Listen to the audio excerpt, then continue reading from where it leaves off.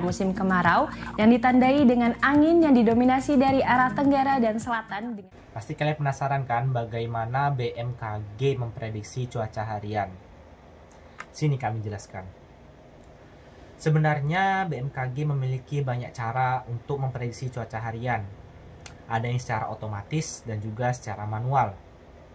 Nah, di video kali ini kami akan menjelaskan memprediksi cuaca secara manual dengan ME48.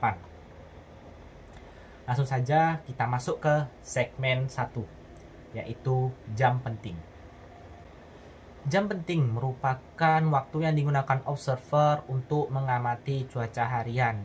Dan di sini kita menggunakan satuan internasional yaitu UTC. Dan kebetulan kita berada di wilayah Jakarta dan juga menggunakan WIB yaitu waktu Indonesia Barat, maka harus ditambahkan 7 yaitu 07.00 UTC. Jadi awal pengamatan kita yaitu pada pukul 7 WIB. Pada bagian jam penting ini terdapat 4 bagian. Yang pertama yaitu bukan kelipatan 3. Jadi observer mengamati setiap jam perubahan cuaca yang terjadi. Bagian yang kedua yaitu kelipatan 3. Observer mengamati setiap 3 jam sekali. Dan bagian ketiga kelipatan 6. Jadi observer mengamati setiap 6 jam sekali. Dan yang terakhir kelipatan 12. Yaitu observer mengamati setiap 12 jam sekali. Bertepatan pada 00 UTC. Nah, setelah ini akan dijelaskan tentang kode W atau kode cuaca harian yang dicatat oleh BMKG. Segmen 2. Pada segmen ini saya akan menjelaskan mengenai sandi 7WW1W2. Sandi 7WW1W2 menjelaskan mengenai kondisi cuaca, di mana hanya kondisi cuaca yang signifikan yang dilaporkan. Sandi 7WW1W2 terdiri dari kelompok sandi WW dan juga kelompok sandi W1W2.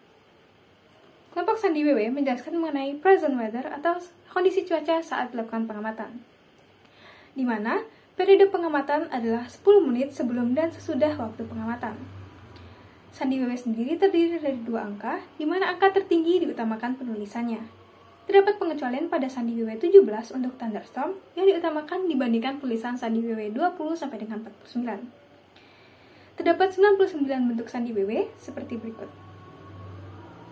Selanjutnya adalah sandi W1W2. Sandi W1W2 menjelaskan mengenai past weather atau kondisi cuaca sebelum dilakukan pengamatan, di mana periodenya adalah setelah pengamatan sebelumnya sampai dengan 10 menit sebelum pengamatan saat ini. Untuk sandi W1 dan W2 terdapat 9 angka yang berbeda, di mana penulisannya diutamakan angka tertinggi, dan angka tertinggi ditulis terlebih dahulu baru diikuti angka yang lebih kecil. Apabila terdapat lebih dari 2 kondisi cuaca, tetap dipilih 2 kondisi cuaca dengan sandi tertinggi. Selanjutnya adalah sandi IX. Sandi IX merupakan kondisi stasiun dan juga bentuk data yang didapat, di mana sandi 1 sampai dengan 3 merupakan sandi untuk data yang didapatkan melalui pengamatan observer. Dan sandi 4 sampai dengan 6 adalah sandi untuk data yang didapatkan melalui pengamatan dari mesin otomatis. Nah, selanjutnya kita masuk ke segmen 3, yaitu pengaplikasian dari sandi sinop kelompok 7WW W1W2. Adapun contoh kasusnya ialah, yang pertama, jika 1 jam sebelum pengamatan dilakukan, terjadi slight rain dan berhenti pada pukul 8.35. Pada jam pengamatan, tidak terjadi fenomena cuaca yang signifikan. Bagaimana membuat sandi sinopnya? Pertama, kita lihat dari present weather atau sandi WW. Pada pukul 8.50, tidak terjadi fenomena cuaca, sehingga kita melihat perubahan jumlah awan, di mana tidak terjadi perubahan jumlah awan atau cloudy unchanged, sehingga sandinya 02. Setelah itu kita lihat dari sandinya past weather atau W1 W2, di mana sebelum pengamatan dilakukan terjadi slight rain, maka sandinya 6 atau RA, dan jumlah awannya lebih besar sama dengan 5, maka sandinya 2 atau cloudy plus, sehingga sandi sinop untuk kasus ini adalah 70262.